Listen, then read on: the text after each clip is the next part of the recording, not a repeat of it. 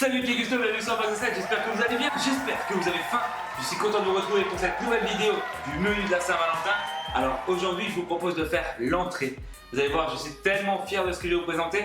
C'est vraiment trop beau, c'est très facile à faire et il y a du goût. Enfin bref, franchement, ça pour la Saint-Valentin, vous le faites chez vous, je suis sûr à 100%, c'est dans la poche. Si là, c'est pas dans la poche, peut-être qu'il faudra attendre le plat. Non, sérieusement, je vous propose de faire un gravlax de saumon maison avec la crème de réfort, des betteraves, de la pomme granit, de la nette. Enfin, vous allez voir, il y a plein de saveurs différentes et surtout le visuel, il est super beau pour la Saint-Valentin. Franchement, je trouve que ça pète. J'en dis pas plus, vous allez voir, c'est très simple à faire. Si la vidéo vous plaît, n'hésitez pas à mettre un gros pouce bleu, ça ferait super plaisir. Et bien sûr, n'hésitez pas à vous abonner à ma chaîne YouTube et à la partager avec tout le monde. N'hésitez pas à me suivre sur les différents réseaux sociaux et à poster vos photos si vous faites les recettes chez vous, ça me ferait super plaisir. Voilà, je crois que je vous ai tout dit. C'est parti, on y va tout de suite pour les ingrédients. Pour faire le gravlax de saumon, il vous faudra du cœur de filet de saumon, du sel, du sucre, de la nette et bien sûr du poivre. De toute façon, tous les ingrédients et les quantités seront juste en dessous dans la description, comme d'habitude. Donc vous allez voir, pour réaliser le gravlax très simple, vous allez mélanger le sel, le sucre, la nette, vous allez poivrer à peu près une cuillère à café et vous allez bien mélanger tout ça.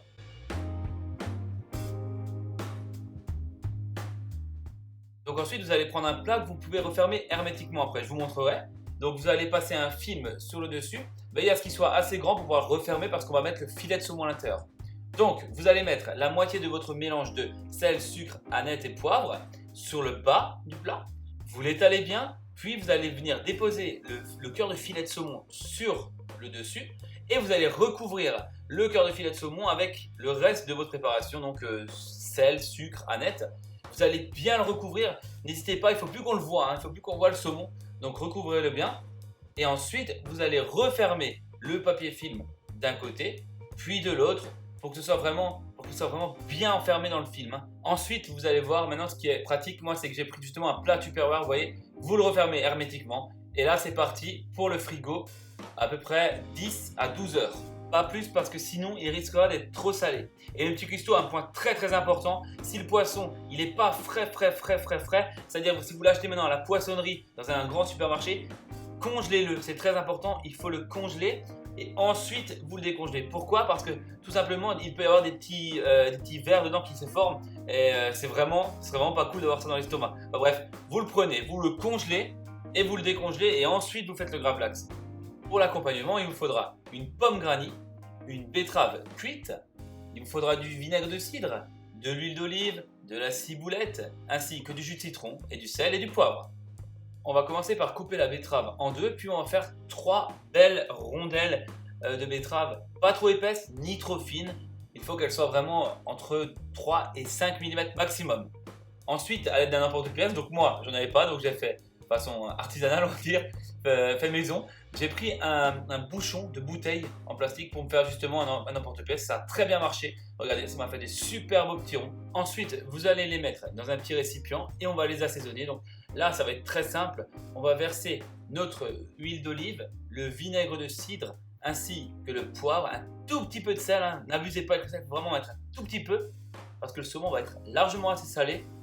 Et ensuite, vous allez bien mélanger tout ça, vous le filmez et vous le laissez au frigo jusqu'au moment du dressage. Ensuite, on va continuer avec la pomme. Alors, on va la couper en deux, on va enlever les pépins, puis on va faire des tranches très fines. Là aussi, entre 3 et 5 mm maximum. Et là, faites attention, vous allez juste récupérer 3 à 4 tranches donc entières et le reste, on va couper en petits cubes. Veillez bien à ce que vos tranches, elles tiennent debout. C'est très important pour, justement au moment du dressage.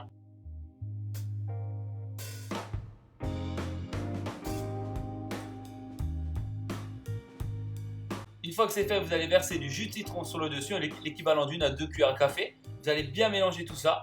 Ça évitera justement qu'elle brunisse et ça lui donnera même un petit goût en plus.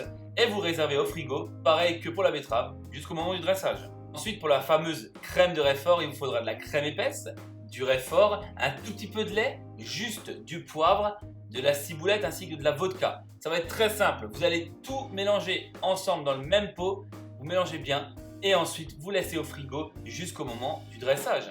N'hésitez surtout pas à goûter mes petits custos, c'est très important. Il faut goûter votre crème pour voir si elle est bien assaisonnée ou s'il faut rajouter du réfort si jamais c'est pas assez puissant en bouche. Et ensuite, vous réservez jusqu'au moment du dressage. En parlant du dressage, nous y sommes. Donc vous allez prendre votre sauce, vous allez faire 4 beaux petits traits de sauce.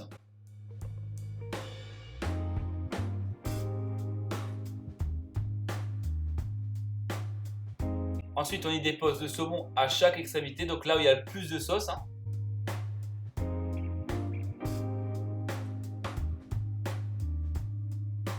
Vous y ajoutez vos tranches de pommes.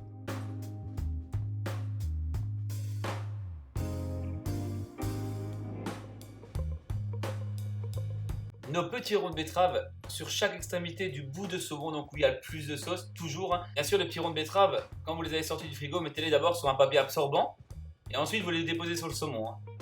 Après, vous allez mettre vos petits carrés, vos petits cubes de pommes sur la moitié du rond de betterave, un petit trait de crème de Roquefort pour que ça fasse joli, un peu de graines de sésame.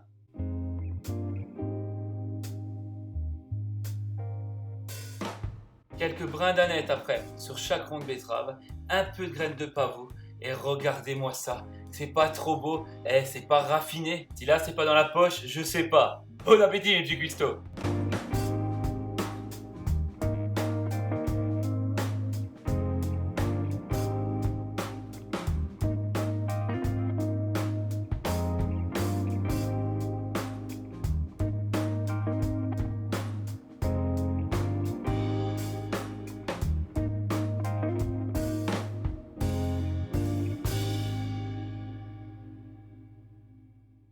Et voilà petit cuistot, c'est le moment de la dégustation. Alors regardez, je l'ai juste là, dans mes mains. Regardez voir.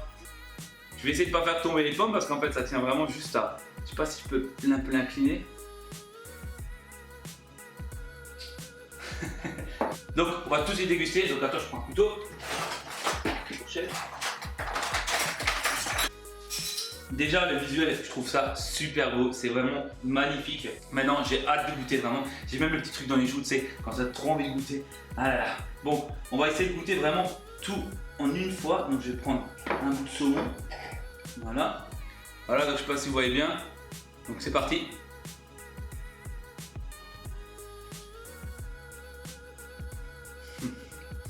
C'est de la bombe. On a tout dans cette entrée. C'est vraiment trop bon.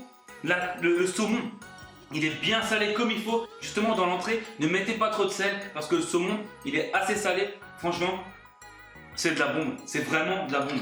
Je vais en prendre un bout là. Et la pomme qui vient t'ajouter ce petit côté un peu acide comme ça. Voilà, et ce petit côté sucré, c'est vraiment trop bon. C'est trop bon. Regarde. C'est magnifique. Petite pomme. Et ça se marie trop bien. Je suis vraiment trop content. Ce qui est bien avec cette recette, c'est que vous pouvez tout faire en avance. Le saumon, vous le faites le jour d'avant. De toute façon, ça se tient une semaine au frigo avec un papier film autour. Mais je veux dire, le matin, vous pouvez faire ça et vous mettez tout, vous réservez tout au frigo. Et le soir, au moment propice, vous prenez vos ingrédients, vous faites le dressage et boum, vous avez vu, vous avez une entrée de la Saint-Valentin. En plus d'être belle et bonne, elle est super pratique. Petit Christophe, je compte sur vous pour me dire ce que vous en pensez dans les commentaires. Et aussi, dites-moi, est-ce que vous voulez bien manger le plat avec moi? Parce que si jamais vous voulez, je vous invite le 14. Non, voilà, j'espère vraiment que cette recette vous aura plu. Comme dit, on a vraiment une explosion saveur avec vraiment plein de textures différentes. Et puis en plus, c'est même pas trop lourd, c'est juste ce qu'il faut pour l'entrée. Enfin voilà, donc pour moi, elle est validée cette entrée. À vous de me le dire maintenant, alors n'hésitez pas à me dire dans les commentaires, ça me fait vraiment super plaisir. Donc je vous donne rendez-vous pour la prochaine vidéo, Donc ce sera le plat de la Saint-Valentin. Vous verrez, ce sera fait avec des pâtes. Vous allez voir, ça sera, à mon avis, ça va vous plaire, ça sera original, ça va sortir du commun. Enfin bref, vous verrez si vous regardez la prochaine vidéo. Allez, c'est le petit jingle de fin. Quant à nous, mes petits Gustos, on se retrouve pour une prochaine vidéo spéciale Saint-Valentin sur un 7. Le talent.